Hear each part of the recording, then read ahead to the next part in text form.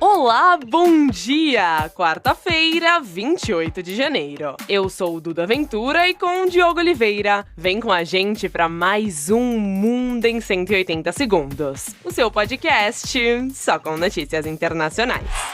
Depois de semanas de tensão sobre as políticas migratórias nos Estados Unidos, Donald Trump recuou. O presidente americano decidiu afastar Gregory Bovino, o comandante e principal figura das operações migratórias em Minneapolis, a cidade onde a situação é ainda mais instável. Bovino era conhecido pela violência nas ações e pelas roupas que remetiam a líderes nazistas. Segundo a Casa Branca, ele não foi demitido, apenas realocado. Essa decisão vem em um momento em que Trump se vê pressionado pelas críticas sobre a morte de um enfermeiro chamado Alex Pretti. Ele foi baleado por um agente do governo durante uma manifestação em Minneapolis contra as políticas anti-imigração. A posição do governo vinha sendo de defesa do agente. Pretti chegou a ser acusado de terrorismo e de tentar atacar primeiro, versões que já foram desmentidas. Vale lembrar que esse é um momento instável para o governo Trump, que lida com uma aprovação de cerca de 40%. Em relação às ações do ICE, esse número é ainda mais baixo. De acordo com o governo americano, o novo comandante, Tom Homan, já dialoga com autoridades locais para tentar conter os protestos. Mas essa desaceleração na truculência interna do governo de Trump não significa uma desaceleração nas tensões externas. O presidente dos Estados Unidos disse que outro grupo de navios de guerra está a caminho do Irã. Isso porque o governo americano quer pressionar Teherã a aceitar um acordo que limite o programa nuclear iraniano. Na semana passada, Trump já tinha dito que navios estavam sendo enviados por precaução e que acompanhava de perto a situação. Outra maneira de pressionar os iranianos tem sido pelo governo da Venezuela. Aproveitando a influência sobre a líder interina Delcy Rodrigues, Trump tem exigido que a venezuelana rompa relações com opositores, como a China, Cuba, Rússia e o próprio Irã. Mas ainda há dúvidas sobre a cooperação de Rodrigues. Frente a essas instabilidades econômicas e políticas com os Estados Unidos, muitos países e blocos estão tentando diminuir a dependência nos americanos e formar novas parcerias.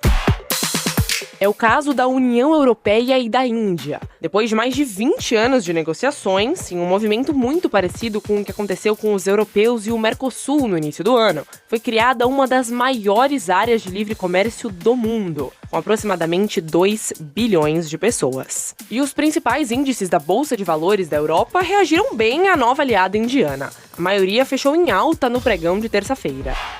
Aqui na América Latina acontece hoje também o Fórum Econômico Internacional da América Latina e Caribe, lá no Panamá. Sobre o Brasil, existe a expectativa de um acordo de cooperação e facilitação de investimentos.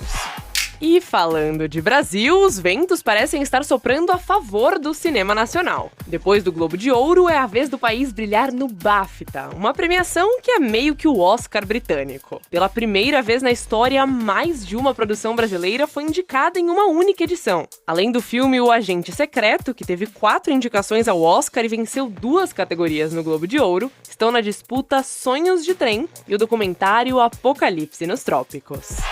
É isso, a gente fica por aqui. Muito obrigada por me acompanharem nesse primeiro episódio de 2026 aqui no podcast. Na semana passada eu tive uma questão familiar que me impediu de estar aqui antes. Muito obrigada pelo carinho de vocês e meu muito obrigada também à nossa equipe, Diogo, Marcos, Karina e Danilo, pelo cuidado. Vamos juntos para mais um ano maravilhoso. E escuta, para receber diversas notícias internacionais atualizadas em tempo real, você já sabe, segue a gente lá no Instagram. O @ é mundo_180_segundos. Compartilhe nosso podcast nos seus grupos de mensagens e não se esqueça de nos dar 5 estrelinhas. Para vocês, um bom dia, um grande abraço e até mais!